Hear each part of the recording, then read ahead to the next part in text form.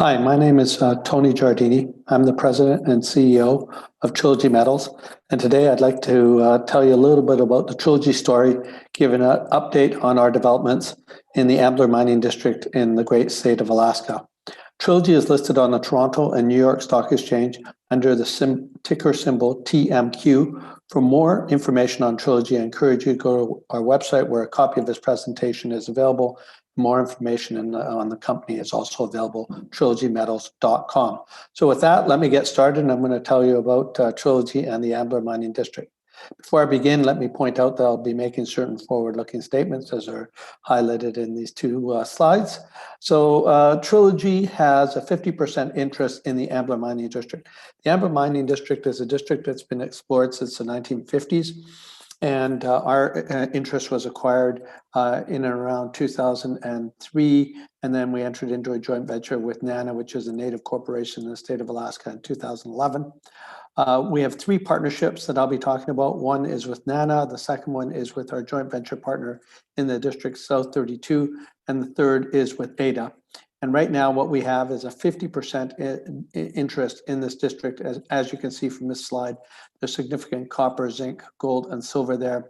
We're located in the great state of Alaska. It's high grade. We've got two advanced projects. One is an advanced development project, Arctic, which has a net present value of roughly $1.1 billion at base case prices. I'll give you more information on that. It's a high grade deposit of roughly over 4% copper equivalent grades.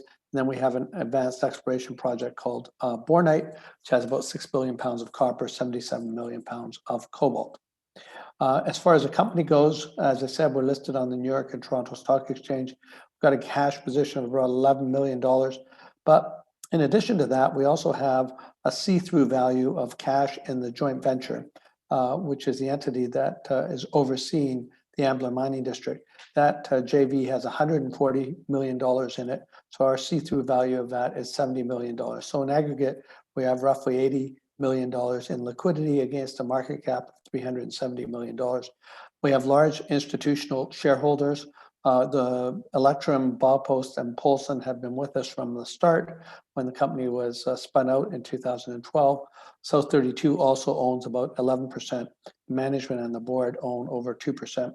So in total, we're talking about 63% of the company, and the shareholders are listed on this slide. In terms of our partnerships, I mentioned three of them, South32, NANA, and State of Alaska, and I'll go through each of those. The South32 relationship really stems from their investment in Trilogy and the Ambler Mining District. So in 2020, South32 invested $145 million to acquire a 50% JV interest. In addition to the $145 million, they had previously invested $30 million in exploration. And as I indicated, they own 11% of the stock. So they're a partner in the Ambler Mining District. What they bring to the table is obviously operational expertise and skills, and a development skill set that we'll be leveraging off of as we move a project from the development phase into actual construction operating phase. The second partnership is with NANA. NANA is a native organization which is focused on the northwest part of the state. They have 14,000 shareholders that are native Alaskans located in the Northwest Arctic Borough.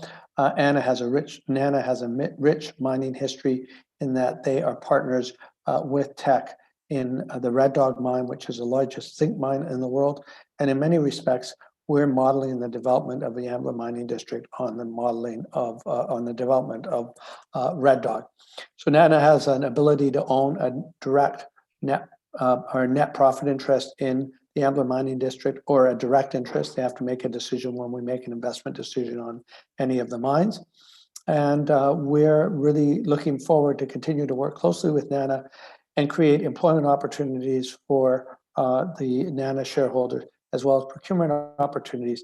And then clearly they would have a financial incentive to see the development of the Ambler Mining District go forward. Our third partnership is really with the state of Alaska, and specifically with AIDA, which is a development agency. AIDA is partnering with us to advance the road that is required to access the Ambler Mining District. And they played a similar role in the development of Red Dog. And the road that we're looking at is a 211-mile road which would connect the Ambler Mining District to the Dalton Highway, which is existing infrastructure. And from there, the concentrate would be trucked to Fairbanks, where there's a rail link that would take the concentrate the rest way to Anchorage, where there's a deep sea port. So where we're at in the road process is the final permit was received record of decision last year in July. That was a long process that had gone on many years, including the final AIS and process, and obviously comment periods in the state of Alaska. We're now moving to the detailed engineering phase. So we just signed an agreement with AIDA, which will provide for $70 million of funding. Ambler Metals will fund $35 million. AIDA will fund $35 million. That will take us through the detailed engineering phase.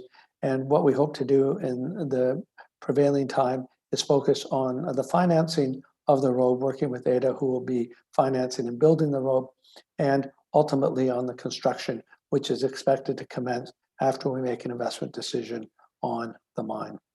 In terms of the road, this is where it runs. As you can see on this slide, there's lots of dots and squares and stars. All of those are targets, in addition to Ambler, to Arctic and Bornite, which are the development projects that are most advanced. There's two other projects noted here, Sun and Smucker, which are owned by other parties. But the road, as you can see, is in very close proximity to Arctic and Bornite and several other targets that we have in the district. In terms of Arctic, as I mentioned, it's the most advanced development asset in the portfolio. We have roughly 43.4 million tons at 4.2% copper equivalent. This is a high-grade mine and a high-grade opportunity in the state of Alaska. And as you can see from these economics that came out from a Trilogy study released in August of last year, it's a very robust operation at the base case prices that we used when we did this study. Robust when we look at an NPV of $1.1 billion, IRR of 27%. I also like to look at the cash costs, which are low, 32 cents net of credits, and a low capital intensity ratio in terms of copper equivalent per ton. If you look at this in the context of current spot prices, and obviously these spot prices are moving around every day, so they change, but what you can see is that the after-tax NPV increases dramatically to $2.2 billion, effectively doubling based on spot prices. Cash costs become negative 24 cents, and capital intensity ratio stays roughly the same with an IRR of now on an after-tax basis of 40%. So you can see that this project becomes extremely robust in the current copper and base metal price environment. This is what Arctic looks like from a development perspective: open pit to the right, tailings facility top left, infrastructure in the valley. It has a small footprint of about 147 acres.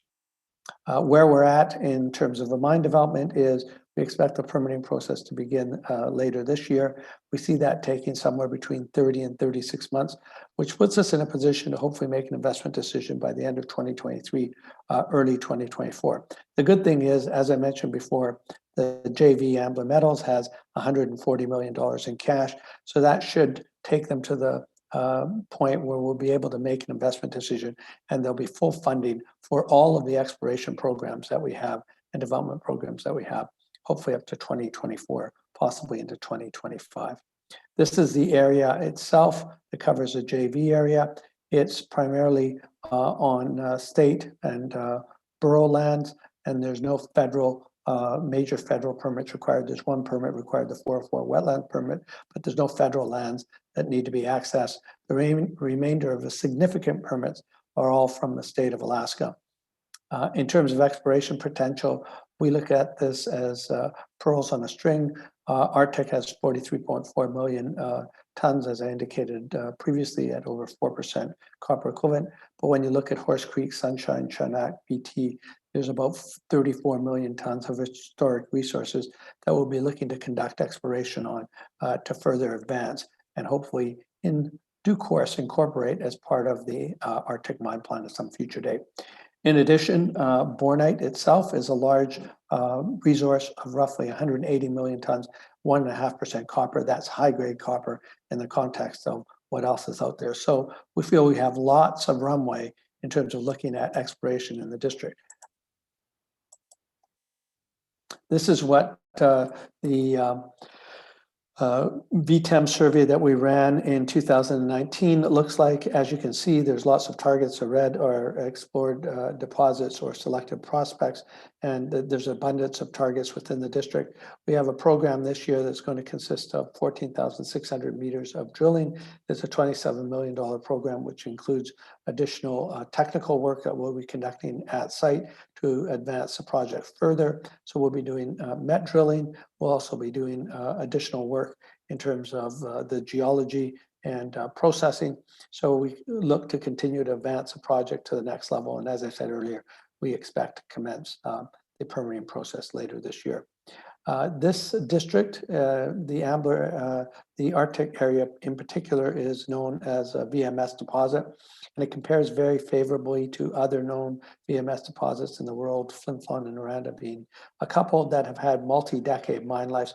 And we see obviously the same potential for Ambler and Bornite, given the size and scale of what we've discovered today. In terms of next steps, we see the Arctic feasibility study being optimized later this year. We also see a summer drill campaign of $27 million being commenced and completed during the course of a year. And lastly, we hope to see the permitting start on the project. We'll also be announcing an update on the project budget to take into consideration the spending that we'll be doing on the engineering associated with the road. So it's an exciting time for us. We're looking at moving the project forward as quickly as we can. We've got high grade. It's located in a great state of Alaska. And these are metals that are obviously going to be very important to electrification of a grid, copper, zinc, cobalt. We think we're very well positioned, and we think the valuation is also at a point where there's lots of upside in terms of share price increase, and we look forward to providing you with further updates in the future. Thank you for your time and attention. Thank you.